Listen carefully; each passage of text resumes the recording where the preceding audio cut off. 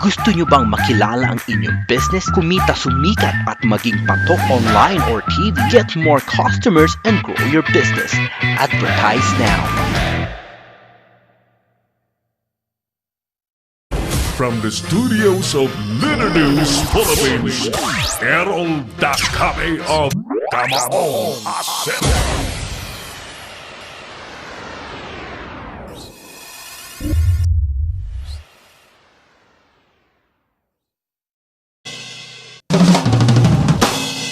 Thank you!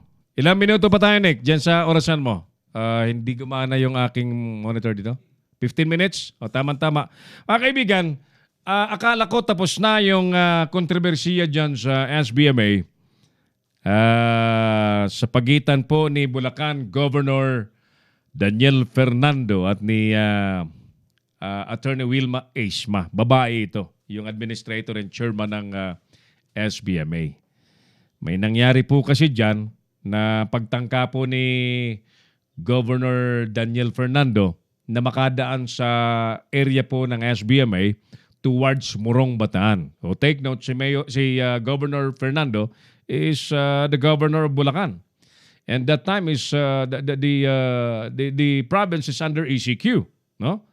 So may protocol na sinusunod kasi nga baka makapang, alam mo, yung the protocol is intended for the prevention of the spread of the virus. Kaya nga may protocol ng containment. There was an incident na si Governor po ay bigla na lang dumating doon sa may tipo gate ng SBMA at nagpapaalam sa guard kung pwede makidaan. Of course, yung mga gwardiya, because pinapangalagaan ng mga gwardiya ng SBMA na maging COVID-free all the way ang SBMA, ay tumawag kay Attorney Wilma Eisma para ipaalam na si Governor at yung tropa, 3 sasakyan, naroon, humihingi ng permisyong makadaan. Ang sabi ay pupunta raw sa Morong, Bataan para magdala ng relief goods. Pero after a while, wala naman palang physical na relief goods, kundi ay sabi ng attorney daw ay cash relief, mga ganon. No? In short, hindi po natuloy na mapadaan kasi nainip na yata si Governor, umalis na. Pero hindi po natapos yung kwento po doon, mga kaibigan. Sabagkat may mga kwentong lumalabas. Ayan. Nabanggit kasi nung unang nakiusap sa gwardiya na si Governor daw ay pupunta sa kanyang resort sa Morong. Then later on, binawi naman ni Attorney Dacho na no, there is no resort na pupuntahan kasi 5 years nang naibenta yung resort. Nakakalito, no? Nakakalito ko anong totoo. Ayan. Ngayon, meron akong nababasa po dyan sa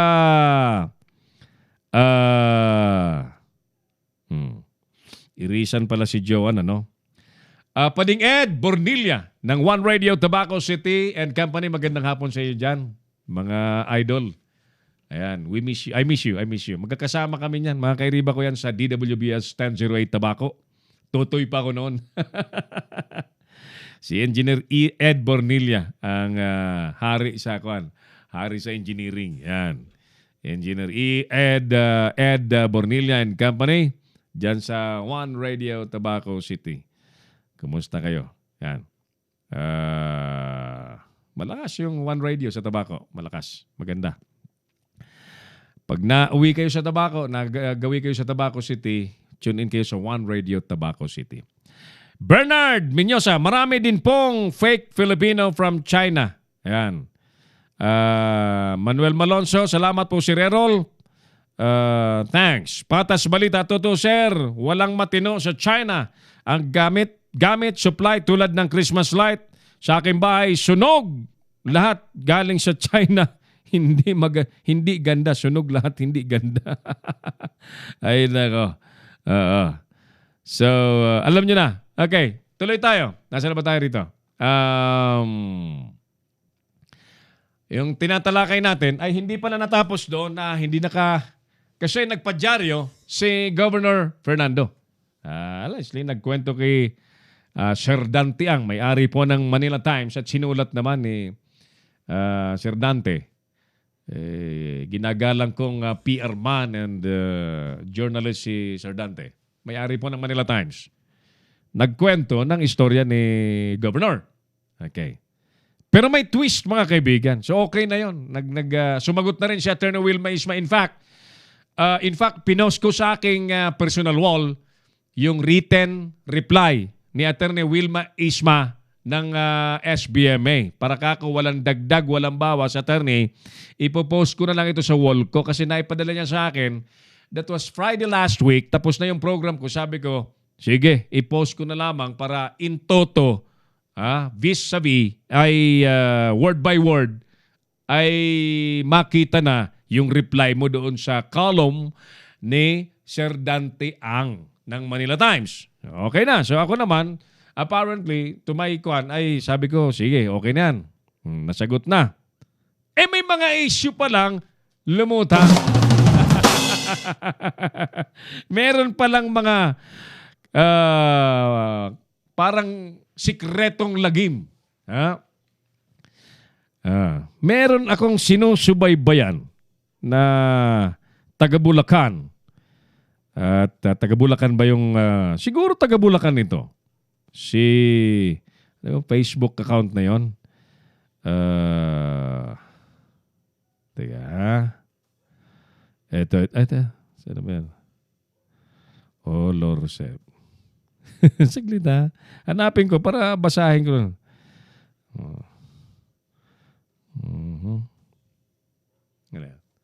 Ilang oras pa tayo? 5 minutes? 7, 8 minutes. Kasi ayokong magkamali dito. Gusto ko ito.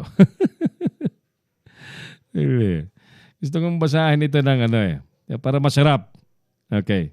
Kung magipit man tayo sa oras today, i-reserve ko ito bukas. Maganda ito Magandang subaybayan mga kaibigan. Kasi parang sa tingin ko, dito po sa ibinubulgar ng may-ari po ng Facebook na account nito ay may nagsisinungalin. May nagsisinungalin. Saglit, hindi ko makita. Saglit ha.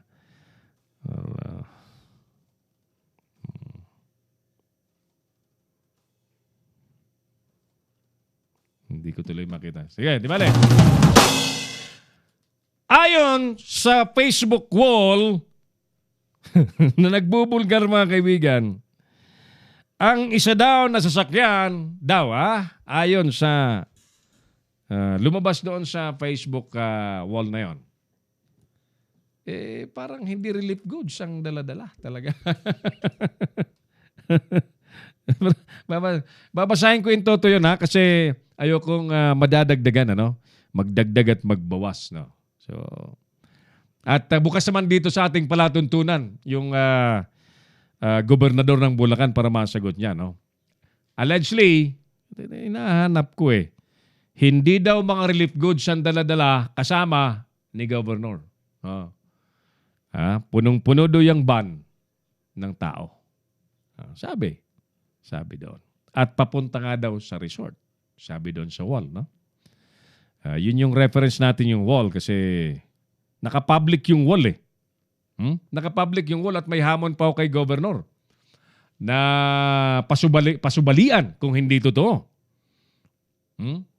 Na yung sakay doon sa kwan ay hindi talaga relief goods. Na para bagang ang pakay din po ay manyanita. Kung naging controversial po ang general na si Sinas sa Campo Crame dahil tila yung pagiging sensitive niya ay nawala sa gitna po ng pandemic.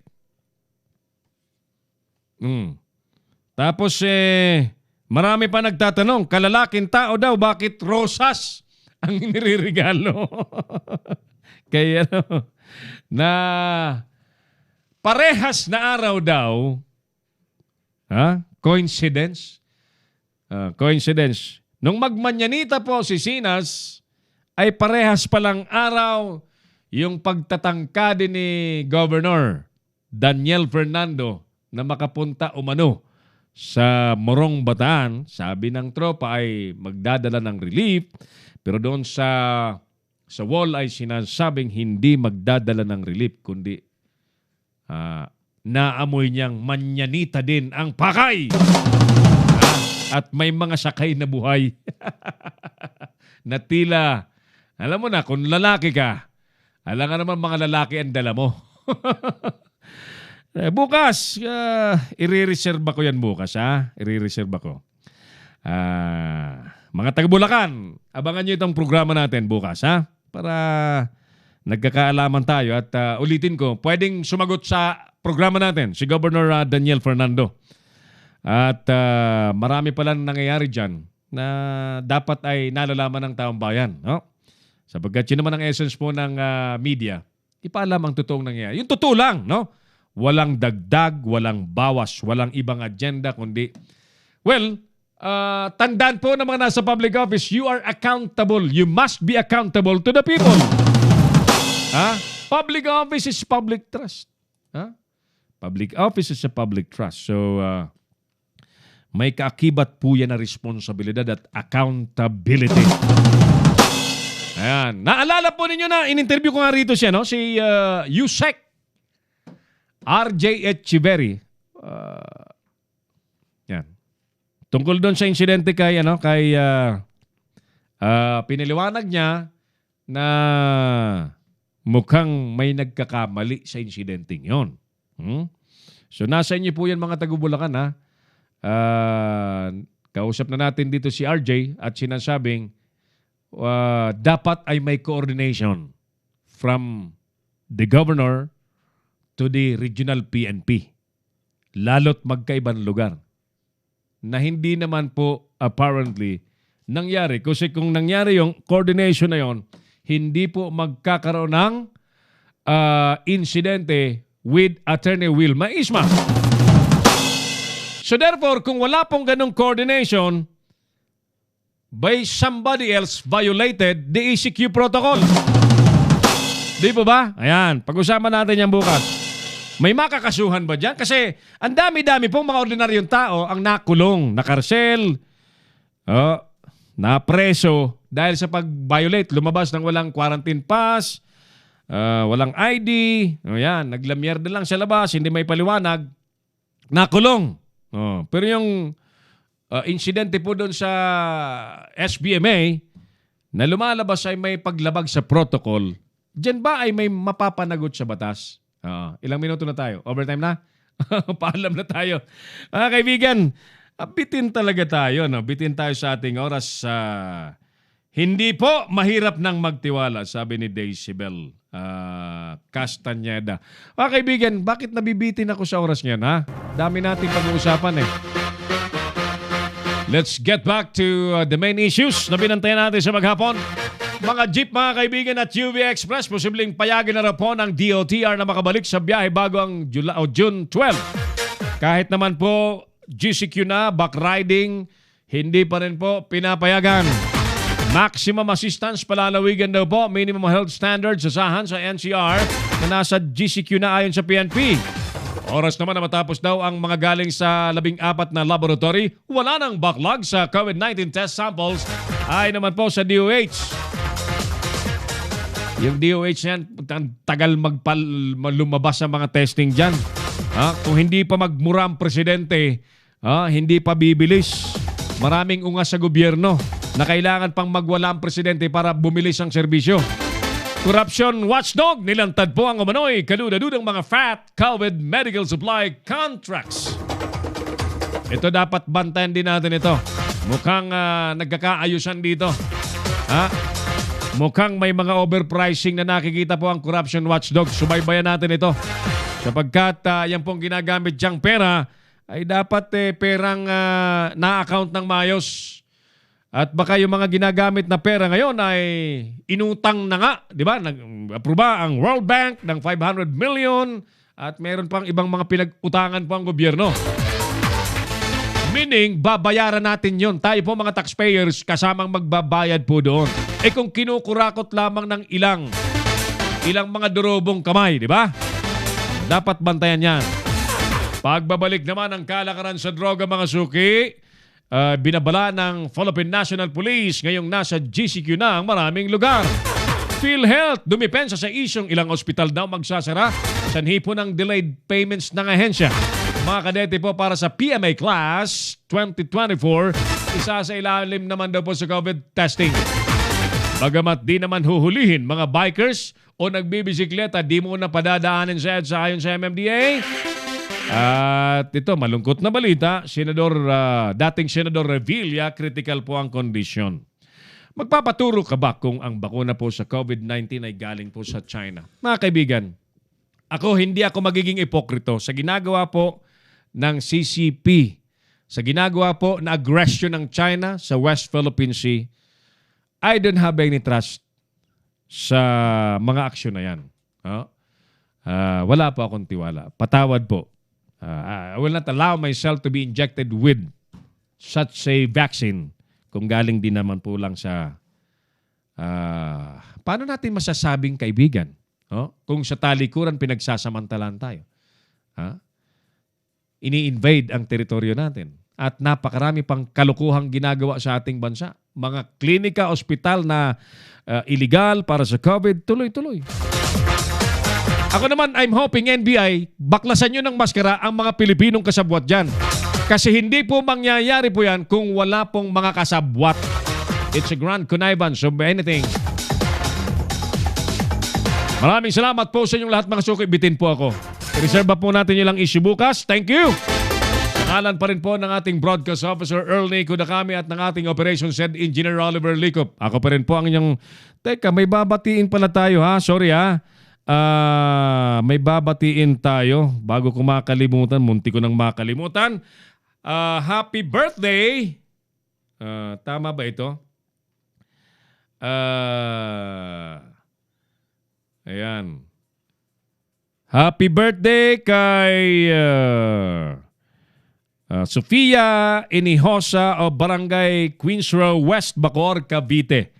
From your very supportive mother and caring mother, Grace Inihosa. Yan. Yan. From Grace Bersola of Bacoor, Cavite. Okay. Thank you. Thank you. Happy birthday, Sofia. Maraming salamat po sa inyong lahat na mga sumama po sa ating palatuntunan. Any moment po ang ating live telecast sa Pinoy Extreme Channel. Abangan. Ako pa rin po ang inyong kamahong asero. Sierra kami. Maraming salamat. God bless, Pilipinas.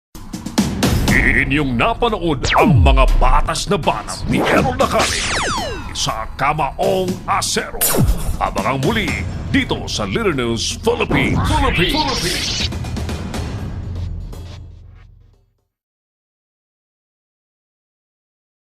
Bring your business over 1 million TV or online. Reach your target customers anytime, anywhere.